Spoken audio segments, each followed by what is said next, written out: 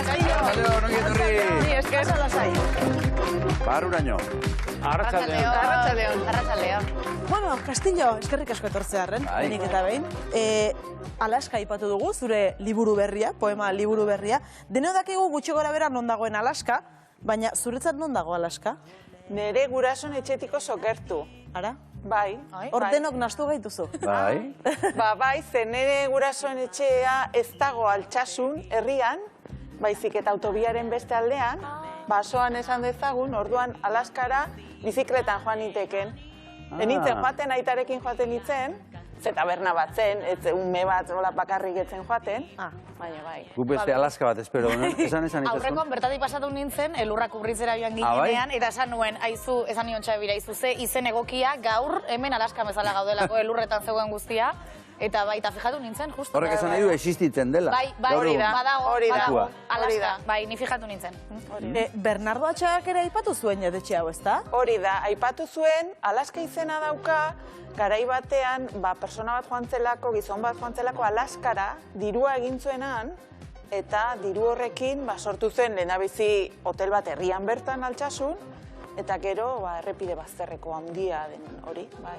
Eta nola deskribatuko zenuke bertan zuk gogoratzen duzun giza paisaia hori? Karo, guretako Las Vegas txiki baten modukoa zen. Bai, Karo, igerilekoa zeukan, eta orduan handik pasatzen zen nazional bata, eta etengabeko trafikoa zegoen, ez? Baina ura desberdina zen, eleganteagoa zen, eta igerilekoa zeukan, bai. Bueno, uste dut aurrera xeago pixka gehiago hitz egingo dugula Alaskaz, Jon Artano, baina zuk Alaska jarri diozu izena zure poema liburuari, eta nolabait ere tokien doluaz ari zara. Hori da, ez da nik asmatu dudan zerbait, entzun nion Maili Barberri, berak ikusentzunezkoak egiten ditu, eta lakabekoa da, eta askotan aipatzen du, itoizko urtegiak urrazpian hartu zituen lurrak, bazkalekuak, herriak eta barrez. Eta momentu batean esan zuen, eta nola egiten da tokien dolua? Ze, karo, personen doluaz askotan hitz egin dugu, zenbat fase dituen, ze ez dakitez, teorizazio handi xamarra dago, baina tokien doluaz. Eta berak planteatzen du ametsak izan daitezkela doluaiteko modu bat. Ametxen bidez. Zu beraz amestu egin duzu, liburua idazterakoan? Bai, amets baten antzekoa izan zen. Askotan pasatzen naiz, handik, kotxearekin, eta iruditu zitzaidan argiak piztuta zeudela.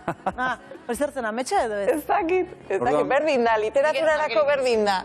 Zuketzen nuen ikusi. Misterio puntu bat jartzeko aukera paregabea, ez da? Eta Mailiren esaldiarekin eta neoizko argi horiekin erabaki nuen, hastea, liburua. Baneukan izenburua eta baneukan ideia. Bai, egia da askotan errepide bat eraikitzeko, edo etxe berriak egiteko, edo portu berri bat sortzeko askotan, gizartearen hazkuntzagatik ez da, gure oso maiteak diren txoko batzuk erori egiten direla, bota egite dituztela, edo tapatuta gelditzen direla, baina gutxi pentsatzen dugu hortaz.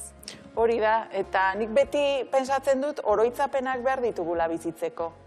Ezin dugu dena oroitu, bestela ezinezkoa litzatekelako bizitzea eta arrengundura handiakin biziko ginateke, baina iruditzen zait behar ditugula oroitzapenak eta behar bada Alaska hotela etzen niko goratzen dudan bezalakoa, baina berdin da. Berdin da, hori da literatura azkenean. Dolua aipatzen duzularik, zuretzat liburua idaztea mingarria ere izan da? Ez bereziki, jendeak esaten du, poesia da, ez dakit, barrena usteko modu bat, edo niretako ez egia da energia handia eskatzen dizun gauza badela, baina ez dut, niretzako ez da izan horrela gizartako ariketa bat. Castillo aipatu duzu, bazeneukan historioa eta bazeneukala izenburuare bai. Poema liburu bat hasi daiteke izenburutik idazten? Eta zalaren irudiarekin. Nik horrela egiten dut, ez dut inor ezagutzen horrela egiten duenik, hori ere egia da. Baina nik den alderantzi ziten dut, bai. Eta badakit, poema liburu, nire lan antolatzeko, poema liburu honek izango ditu, kasu honetan ez, baina azken aurrekoan esan nuen, 60 poema eta 4 pusketa. Hori zergatik? Nik uste oso metodikoa naizela, lan egiteko. Zabaldua dagoen ez dakit poetaren irudiaren kontra, ni oso ordenatua naiz, eta iruditzen zait lanerako sistema bat behar dudala. Bai, eta epe bat. Eta epe bat. Bai. Eta ikuskizun bat ere bai. Juantxo Zeberiorekin batera, Alaska ikuskizuna sortu duzuelako, irailean estrenatua. Hori da. Nola izan zen hau? Jo, ez dakit, loraldirako ere egingo dugu, berriz egingo dugu, baina egia da poesia orduetarako beti ikuslea naiz, poesia orduetara urtero joaten naiz, eta beti galdetzen diate, zen moduz gaizki ongi, eta proposatu zidaten neonek egitea. Eta orduan ez zegoen libururik, ez? Hor esku artean zure badukazu, horren irudietan. Bai, baina esku izkribua zen. Eta holtza gainean zen moduz, gauza bat bakardadean lana sortzea da, eta bestea jende aurrean defenditzea. Jo, hori da gertatzen dena gaur egun, liburu bat egitea ez dela nahikoa. Defendatu behar duzula liburua. Azteko prentsaurrekoan, gero irakurketetan. Eta ze gaizki ari zara esaten. Hombre, gaizki ez, baino, ez da, niretako erreza den gauza bat, ez. Bueno, gu baitugu irudiak, eta ikusi egingo ditugu. Horrelakoa da. Lehenago, edo geroago, beti iristen da negua. Elurra ez, ordea.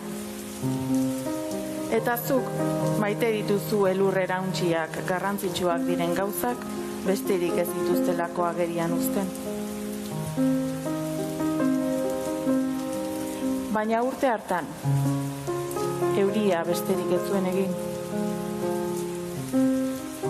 Egun bat bestearen atzetik. Ibaiak bulartu ziren. Eta zuk etxean eman zenituen egun horiek. Kutxatan sartzen, zure ordura arteko bizitza. Ze polita, Bueno, ze polita. Euriaren soinu horrek, Ni ibaiak bulartzearen gustatu zaitu, hori nondik atera duzu? Hori mendizain bati entzun nion. Nori? Mendizain bati. Mendizain bat. Horrela esaten dute, Bai. Azita datorren... Bai. Viene en amor, el río viene en amor, esaten dute.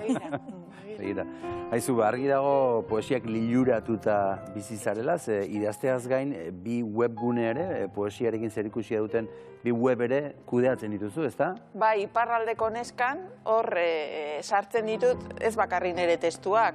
Gustatzen zaizkidanak, batzutan enkargatu egiten ditut itzulpenak, edo jendeak bidaltzen dizkit, besterik gabe, eta irudi batekin, nire gustoko testuak hor jartzen ditut, bai. Hori da zure webguneen oinarria? Hor dago edukia hori da? Bai, nire kanona da. Bai? Bai, nire gustokoa, hori da irizpidea, nire gustokoa izatea. Beraz, sartzen baldin gara webgune horietan, ulertuko dugu pixkatxo bat nolakoa zaren zu? Bai, bueno, ez dakit oso irekia naizen eta uzten dudan errazki ezagutzera matea, baina bai.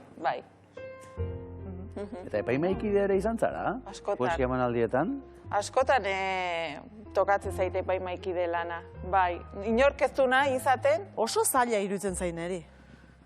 Baina gero azkenean hartzen duzu olako mekanika bat, eta gainera arazo handi bada gurean, gutxi garela, elkarrez hautzen dugula, eta batzutan sumatu dezakezula norena den lana. Eta orduan... Bai, hori gertatzen da, Bai, hori da txarrena. Ja, hau norena izango da... Batzutan ez du asmatzen, Ez du asmatzen, batzutan ez. Batzutan juzku egin da gero nahaztu. Baina, bai. Eta nola ikusten duzu poesiaren panorama? Nik beti esaten dut poema liburu asko argitaratzen direla, baina poeta gutxi dagoela. Bai? Bai. Zer esan nahi duzu horrekin? Bueno, gaizto xamarra izan da, poema liburu gehiegi argitaratzen dira nire ustez. Eta oian poeta askok ez dut oraindik beraien poesia idazki. Hori da. Aitek ez dut argitaratu. Bai.